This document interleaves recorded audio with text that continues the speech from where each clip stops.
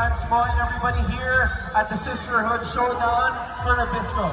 Wow, sa lahat po, maraming salamat po sa fans po ng King9 Cool Smashers, ng Choco Mucho, and syempre ng Chris Cross. Maraming salamat po sa pagpunta at nagbigay ng oras sa amin. Alam po namin Sunday today, dapat nagpapahinga din po kayo, pero nagbigay po kayo ng oras para sa amin. And I will take this opportunity also to thank Mr. and Mrs. Nang, Sir Jonathan, Miss Kathy, we miss you here, and si Sir Alan, Sir Rolly, and to the whole management of the Nabisco volleyball teams, maraming salamat po. And sana po mag-enjoy tayo tonight. Magandang gabi po sa ating lahat.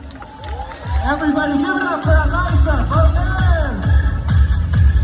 Before we go back to the program, a quick shout out, of course, to Park Avenue Desserts for providing the lovely cakes for our birthday girl.